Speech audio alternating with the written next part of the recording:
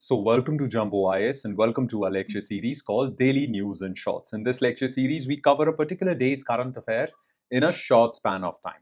Now, needless to say this, you have to revise this lecture just after watching it, because if you don't and just watch this lecture, these current affairs would quickly skip your memory. Therefore, you have to revise this lecture. Now, you can revise this lecture from the notes provided by us, and these notes shall be shared on our Telegram channel. The link to our Telegram channel is provided in the comment section just below this video. Alright then, enough of the introduction. Let's straight away jump into today's lecture. Okay, so let's begin. So daily current affairs, 12th December, Friday, and here is the list of topics that we shall cover today. So here's the topic list. Okay, so number one, we are going to talk about Nupi Lan, the women's war in Manipur. Okay, so this is something that is part of our modern history. So we'll talk about this, very important. Topic number two is related to passive euthanasia, because Supreme Court is going to revisit the Harish Rana case, which was related to passive euthanasia. So we'll talk about active euthanasia, passive euthanasia, and what sort of guidelines and the procedural norms that exist with respect to passive euthanasia. We'll talk about this. Then topic number three is Google's Project Suncatcher. We have talked about this like in a lecture which was like 1 or 2 months ago. But again, this featured in the news. So what is this ambitious project of Google called Project Suncatcher? We'll talk about this. And in the end, we'll talk about what are the rules that decide how government can revoke your passport. Because recently government did that with the owners of that Goa nightclub where that deadly fire occurred. Okay, so these are the four topics. Topic number one is related to modern history. Modern history portion of your UPSC syllabus. Topic number two is related to polity. Law and polity portion of your UPSC syllabus. Topic number three is related to science and tech and environment portion of your UPSC syllabus. This project Suncatcher is important from the perspective of environment as well. Okay. And topic number four is clear cut related to polity portion. Very small topic, but nonetheless, the information is important for you. So these are the four topics that we shall zero in our attention on. So let's start discussing them one by one. Starting with topic number one, and that is Nupi Lan, the women's war. You see, the thing is that when we talk about modern history and we talk about our freedom struggle, generally in our school curriculum, we are taught about these famous figures, okay? Mostly Congress Party, and then there were others who contributed towards India's freedom struggle, and there is no doubt that they contributed a lot. But our freedom struggle was not just the product of their contributions, okay? There were various regional struggles as well in different parts of the country against colonial oppression that led to this hard-fought freedom struggle. Okay, there were some struggles against colonial masters in Manipur, in Tamil Nadu, in Andhra, in Punjab. These were local struggles, yet they contributed a lot. We all know about this, right? But we are mostly taught, as far as our school is concerned, or as far as our education system is concerned, we are only taught about these major national level figures, mostly Congress Party. But recently, government has started focusing on these regional struggles as well, regional contributions as well, okay, against the colonial rule. The government has started focusing on it. The government has started honoring them, okay. That is why it becomes important for us to know about them, because government is paying so much attention on them. So it's natural for UPSC to ask questions on these regional struggles, okay. So now they become a part of your modern history syllabus as well, okay. So one such freedom struggle was in Manipur, and it was led by women, and it was kind of militant struggle also. Okay, and this was the Nupi Lan struggle, which was mostly led by women. And it started as economic struggle but led to widespread political agitation. Now recently President Draupadi Murmu honored, okay, basically celebrated its anniversary and honored the struggle of women in this particular area.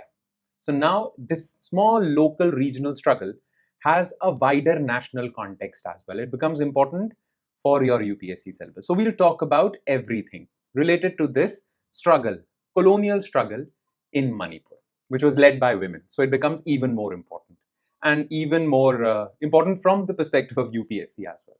Okay, so let's begin. So Nupi Lan, the women's war. So why was this in the news?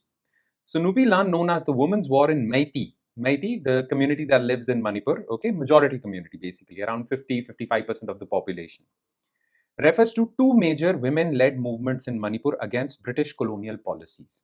Okay, one movement was in 1908 and the other movement was in 1939. The Nupi Lan struggle is this 1939 struggle. Okay, with December 12 marking the start of second uprising, 1939 uprising, observed as Nupi Lan Day. President Draupadi Murmu paid tributes at memorial in Imphal on its 86th observance, highlighting its enduring significance. All right, now why did the women over there lead this struggle? Okay, what were the normal grievances of the people that they had to resort to such a struggle against the British colonial masters?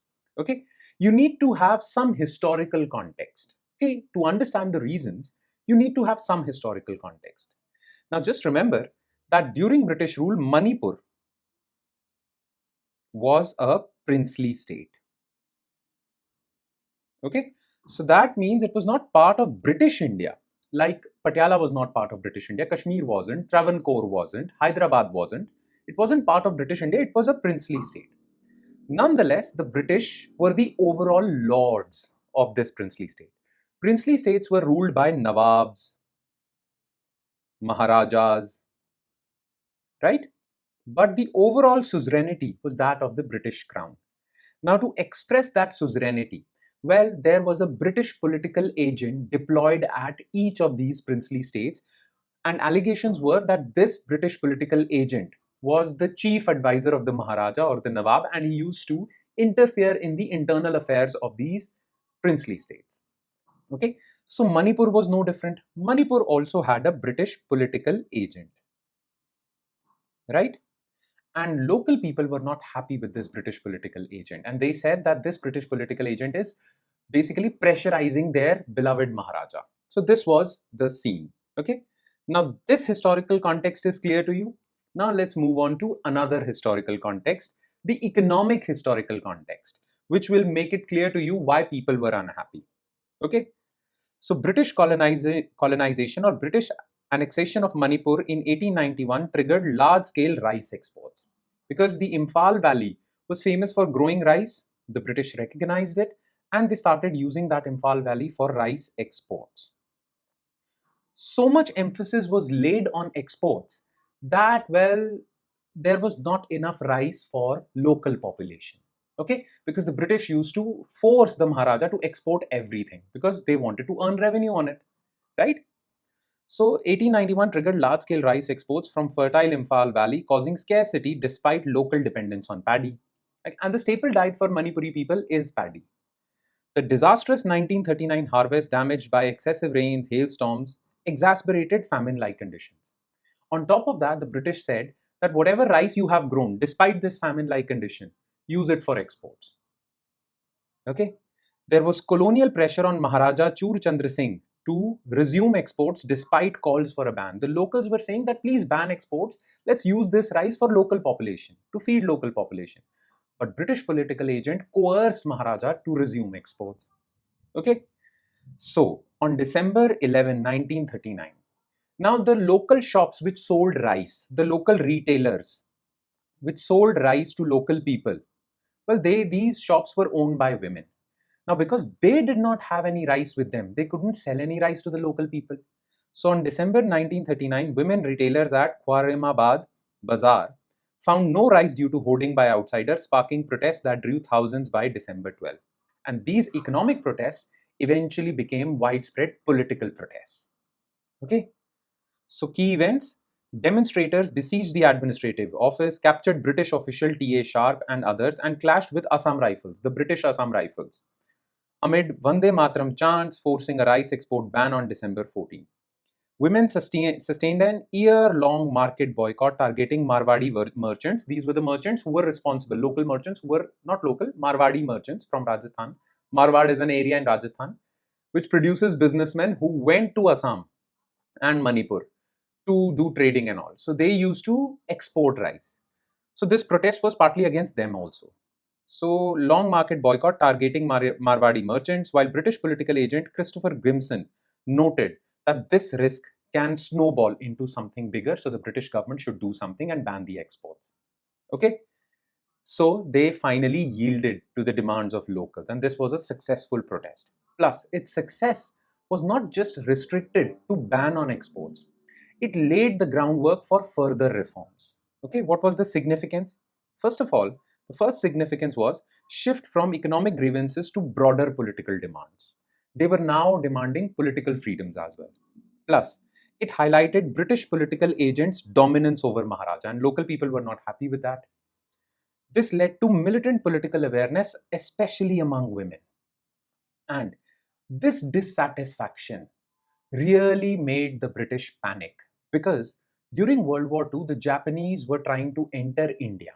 Okay, and they were entering India from northeast, Myanmar, and all that. Okay, so they needed local cooperation from these areas, northeastern regions. They wanted local cooperation from Manipur also, Nagaland also. So that is why they decided to give in to their demands. And many demands were for political reform. So this was a great thing. A Manipuri historian, Sanmani Yamben, credits Manipuri women as vanguard for new Manipur. Okay, so that was the success of this protest. Make sense? That's all you need to know as far as this protest is concerned. And now let's quickly shift our focus to second news item, and that is passive euthanasia. Now look, what is euthanasia? Euthanasia is when you take your life. Okay, you take your life. And basically, it's different from suicide. Suicide is when you take your life, but euthanasia is mercy killing. Yeah, that your life is not going on. I mean, that your life is really troublesome. Therefore, you are given the authority or you are given the permission to take your own life. Okay, this is mercy killing. That life is bad, so you can die. Now, here's the thing. There are two types of euthanasias. Number one, active euthanasia. If someone is terminally ill, okay, if someone is basically terminally ill in a sense that they cannot get better, it is a life-threatening disease or it is basically a life-impairing disease. Nobody can live a life with that disease with dignity.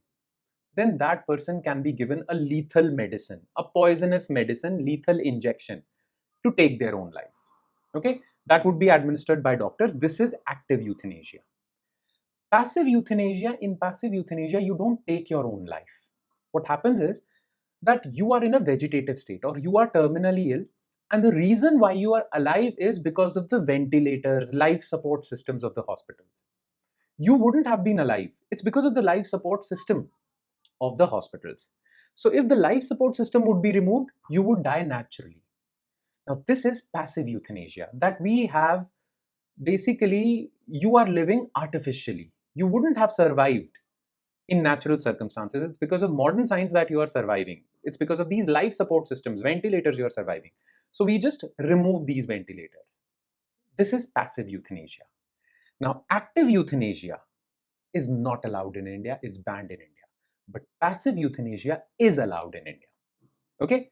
Now, recently, someone basically, the family members of someone who was lying in a coma-like state in the hospital, their family members said that permission should be given for passive euthanasia, but the court ruled against it. Now the court is revisiting this case. Okay, so we need to talk about euthanasia overall. You understand euthanasia? Let's talk about it. So passive euthanasia. So what was in the news? The Supreme Court directed AIIMS New Delhi to form a secondary medical board for Harish Rana, 32-year-old, in a permanent vegetative state. That means permanent coma. Since 2013, due to fall, okay, so he fell down, he went into coma, to assess passive euthanasia request from his parents. Okay, now let's talk about the case background. So this follows prior rejections by Delhi High Court. So the family members basically asked for euthanasia. Delhi High Court rejected it. Delhi High Court rejected it, saying that this is actually not properly passive. It is somewhat active, and active is not allowed in India. Okay, active euthanasia is when a medical professional takes a direct action, such as administering a lethal injection to end a patient's life. Passive euthanasia involves withdrawing life support to allow natural death. Now, passive euthanasia is allowed under Article 21. So it is a fundamental right. Article 21, right to die with dignity. So it's a fundamental right. You can approach the Supreme Court directly. And this was made a fundamental right in Common Cause versus Union of India case 2018, a Supreme Court judgment. So passive euthanasia became a fundamental right in 2018. It is covered under Article 21. Clear? Now the parents of Harish Rana, basically said that we should be allowed to give passive euthanasia to this son of ours. But the Delhi High Court said this is not actually passive. Even the Supreme Court in 2024 agreed with it. So they did not give the permission. And why did they say that it's not passive? Okay. Recent hospital reports note tubes for respiration, feeding, bed sores, and negligible recovery chances. So they are saying that it is not life support system. We are just supporting him. We are just feeding the body through tubes. Respiration tubes are there. It is not a proper life support system. So that was the debate basically. Supreme Court said it is not properly passive. But the parents are saying it is passive, because how is the body surviving? Because you're feeding the body, giving air to the body through artificial systems. Clear? So Supreme Court rejected this. But now Supreme Court is saying that maybe the parents are right. This falls in the passive euthanasia category. You understand the point? Okay. Now, active euthanasia is clearly banned in India. But Supreme Court allowed passive euthanasia, but Supreme Court has given certain guidelines which should be followed when giving passive euthanasia. Certain guidelines, certain safeguards that should be followed. Now, what are those guidelines? Okay. So what is the regulatory mechanism? So first of all, there is an advanced medical directive. This is the official name, but the popular name is living will. So if a person who is still in his consciousness writes down that if I go into a coma and if I am on a life support system, then you should remove my life support system and give me passive euthanasia. So if a person in his full consciousness believes that in future he would lose his consciousness or her consciousness, writes a living will, gives his consent beforehand. Okay. It should be signed before two witnesses, judicial magistrate, approvals from treating doctor, primary board of the hospital, secondary board of the hospital. Okay. A living will would be signed. Then, once the person is in that vegetative state and there is a situation for passive euthanasia, then again his living will would be taken, his consent is given, then a medical board would be set up. When a patient's conditions meets the criteria, primary hospital medical board and secondary district level medical board composed of expert doctors must assess the patient's condition and concur that yes, this amounts to passive euthanasia. Doctors should give their opinion in these medical boards. What if a person has not written a living will? Then, well, the patient's consent, if there is a living will, or the consent of close relatives, legal guardians, is required. All steps and decisions must be thoroughly documented. Clear? Plus one more thing. In 2023, some changes were made to the rules. That basically making the process more simple.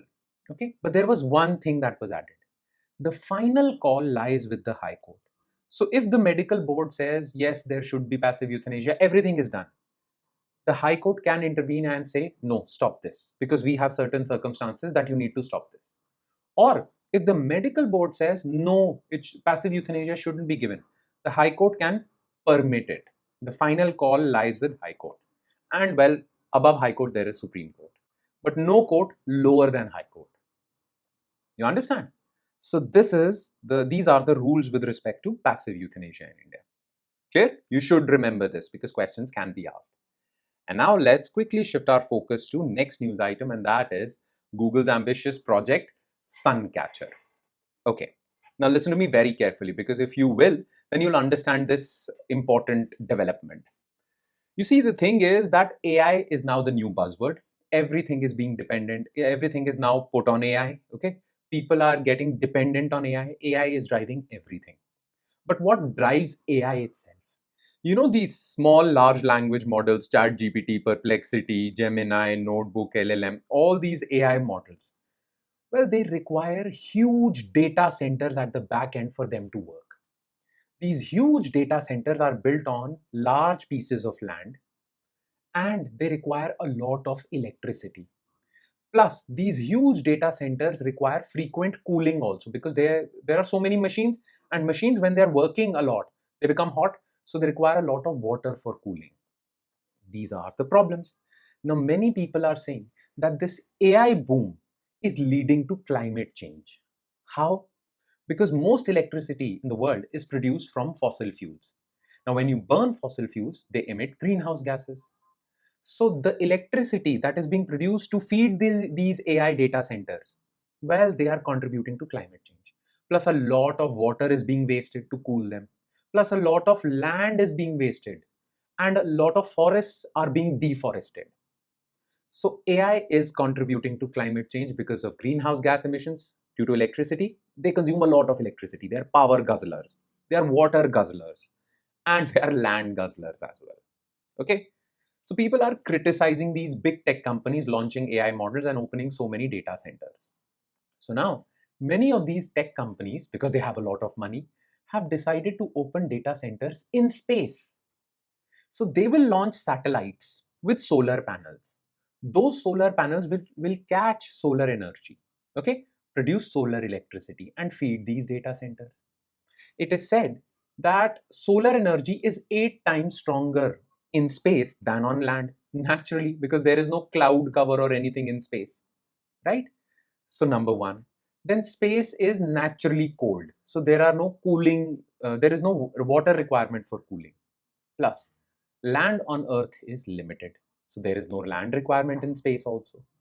So these are the advantages. Many tech companies are thinking about opening data centers in space. And that is why Google has launched its Project Suncatcher, the ambitious satellite network that it will launch in space for its data centers. This is what Project Suncatcher is. Okay, so let's talk about this. So Google's Project Suncatcher. So these are those satellites. So Google's Project Suncatcher is a long-term research initiative to deploy solar-powered satellite constellations with AI chips. These data centers have AI chips. They are called TPUs, Tensor Processing Units. You must have heard about GPUs. GPUs also are used in these are AI chips. So TPUs are also AI chips. And optical links, because these data centers will be able to communicate with each other.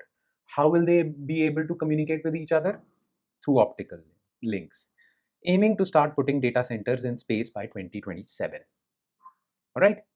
Now, about the project, the objective: to build scalable space-based AI centers using solar-powered satellites equipped with TPUs, free space optical laser links for inter-satellite communication. Uses radiation-hardened TPUs. So these TPUs won't be harmed by harmful solar radiation. Yes, space radiations, cosmic radiations that can destroy electronic equipment. These TPUs won't be destroyed by the harsh space weather. Relies on laser links between satellites to create a distributed computing network, and these satellites will be launched in, remember this, in low Earth orbit. Google plans to launch 2 prototype satellites in early 2027 in partnership with Planet Labs, another company. All right. Now, what are the advantages, benefits? Well, remember environmental and resource pressure, requirement of land, electricity, water. So this gets solved. Space offers 8 times more solar energy and no cooling requirement. No vulnerability to natural disasters. On Earth, sometimes there are natural disasters and there are power outages. Okay, electricity cuts.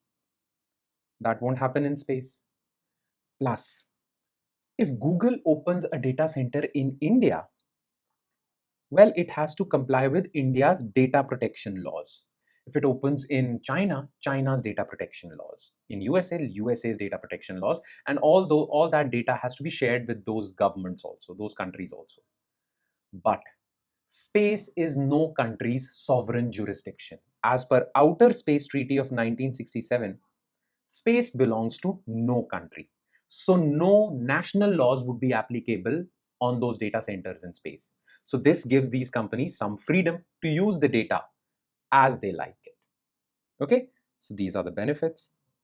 But obviously, things are not so simple. There are some challenges as well. What are the challenges? High cost, maintenance cost is high, satellite launch cost is high, tech challenges. These optical communication links have a lot of latency. That means the speed of communication, internet speed, would be low. That won't be good for AI models running on your phones or computers, okay? Because you will witness low answering by ChatGPT, okay? Slow answering by ChatGPT. This is a problem. Then data security, because someone can jam your satellite. Hackers exist who can jam your satellite. And space debris. If all companies launch space-based satellites, that would lead to overcrowding of space, and that would threaten future satellite launches or interplanetary launches. These are some of the problems. Okay.